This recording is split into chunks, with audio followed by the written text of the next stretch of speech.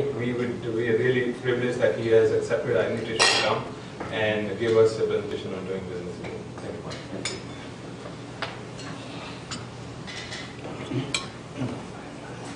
Mike. Okay, namaste, good morning. And I guess there are a few people who aren't in India this week.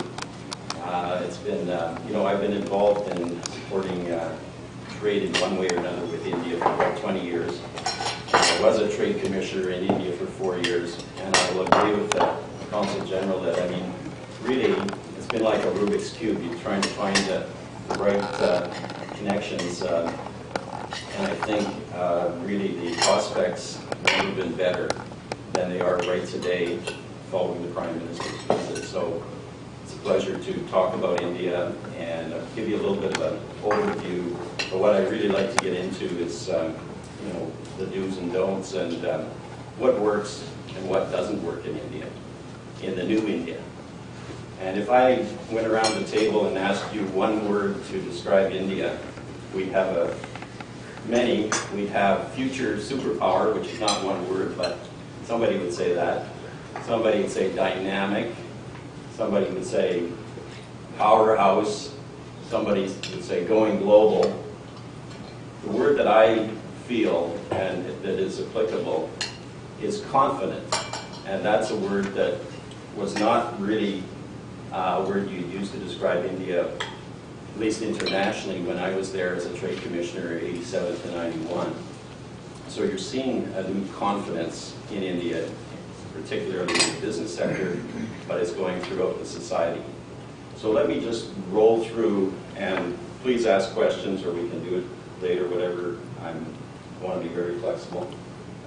Some overview, and my first point would be that, really think about it, Canada needs India in many ways, much more than India needs Canada, to be honest. And we need, of course, it's a two-way street, and India has interests in investing here and engaging with Canada, but we really need to think about our scenario that we're facing from a global point of view, diversification of the U.S. economy, and the need to gear it up on India.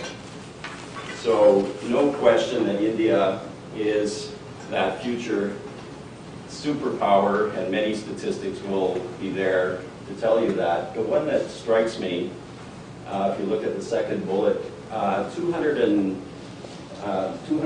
billion in imports by next year, and Canada is filling about 2 billion, so 1% of that.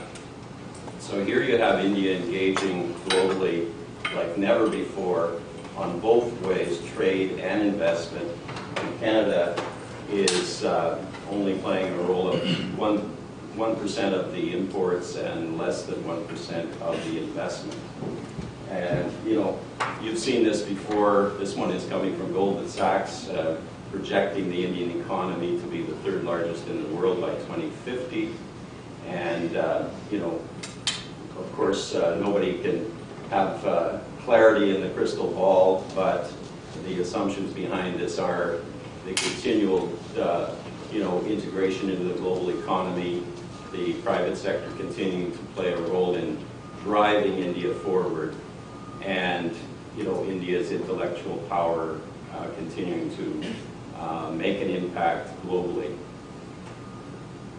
Here is a slide I just put up to highlight diversity, and if you look at some of those cities, some of you may not be familiar with them, but these cities are all, I was at a conference in Singapore at the IMF meetings, and they were talking about, what are the critical path items, factors in these big emerging markets.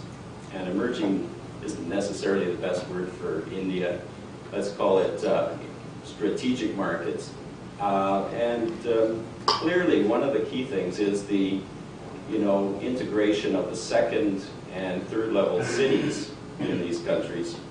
The infrastructure has to be built there in order for investors to continue to come in.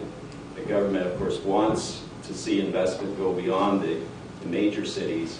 So you're going to see these cities and others becoming much more important. I think right here in the room we have representatives from some of these cities. And keep in mind that India, as you know, is full of diversity.